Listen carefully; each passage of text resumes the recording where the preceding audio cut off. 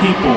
And I went to Los Angeles and I had a fucking idea. I made a decision to go to Los Angeles, California, and I had a band. And at that moment, I thought I had everything that I could ever fucking hope for. And one day, at band rehearsal, I looked at my band, I made a decision, I have no fucking idea why, and I quit my band. You're happy that I quit that band. So, I was walking home, I had no band, I had a bass, and I had an idea. And that is that there was 3 other guys in Los Angeles, California that wanted to fucking rip the heart out of the music industry and change things for fucking ever.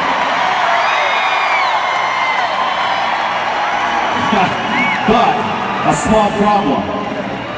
In Los Angeles at the time, it was the new wave scene. It was the Go-Go's and the Nap. And I guess for a young Nikki Sixx at that time, that shit actually just fucking pissed me off. And for no apparent reason, I made a decision to go to Hollywood, California on a Thursday night to a club called the Starwood. I walked through the back door, and there he was, sitting behind the drums. He was 17 years old. He was the skinniest motherfucker I ever saw. He was kicking the shit out of the fucking drums. And that is, that's that man right there, Tommy Lee.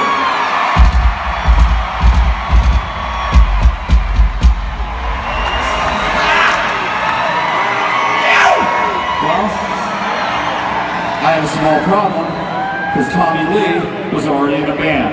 But I went back and I decided to do something. I bought him 2 beers, I got myself a rum and coke, and we sat on the floor together. You remember that, bro?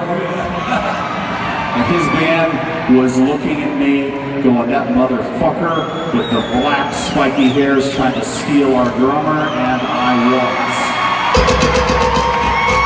So me and Tommy talked about something that would change the course of our lives. We talked about how much we loved heavy fucking metal. And something else that was important to us, and a lot of people wouldn't realize it till later, that we also love fucking punk rock like motherfuckers, right? And then we talked about how much we love the great bands that came out of the 70s, like Queen and Aerosmith and David Bowie. And as a matter of fact, a sick motherfucker named Alice Cooper. So me and Tommy decided to start a band. We went back to this house that I lived with this girl. We set up all those fucking drums, my bass amp, and we were playing these songs like Too Fast for Love, Public Enemy, #1, Starry Eyes, Live Wire. Oh fuck, I can't even remember. It was so many fucking drinks ago. But the point was, magic was happening. And we made a decision to do something to change the course of our band. And that was to go buy some beer. And thank God we went to that 7-Eleven because we saw a Recycler magazine. And in the Recycler magazine, there was an ad for a guitar player. It said, loud, rude, aggressive guitar player available. Only call me if you're serious. My name is Nick fucking Mars.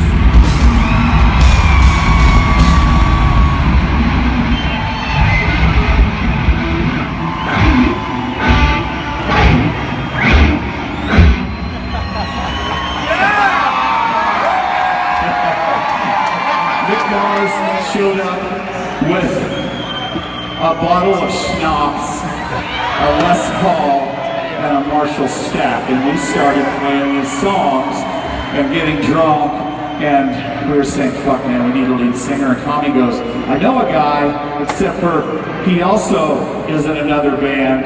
And Nick said, well fuck that, let's go see him, and if he's good, let's steal his ass. So on a Tuesday night, we went back to the Starwood, and we saw this lead singer walk out on stage, white leather pants, white bleach hair, and a white leather jacket.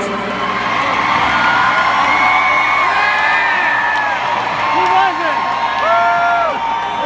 Tommy goes, that's him. That's fucking Vince Neil.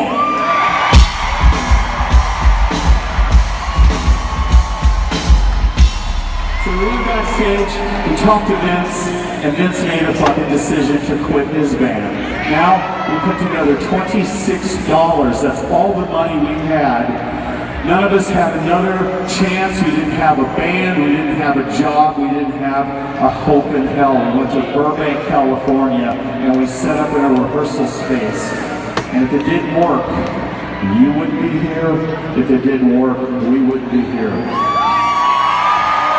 I had to get some lyrics to Livewire, and he looked at him and he says, I've got this. Nick picked up the guitar, turned up the amp, Tony jumped behind the drums, I picked up the bass, and at that fucking moment, it was January 17th, 1981, Mötley Crüe was born.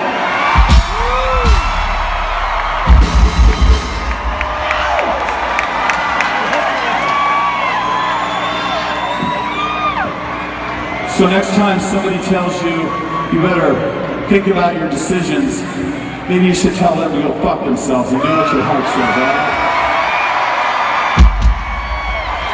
I have one last thing to say.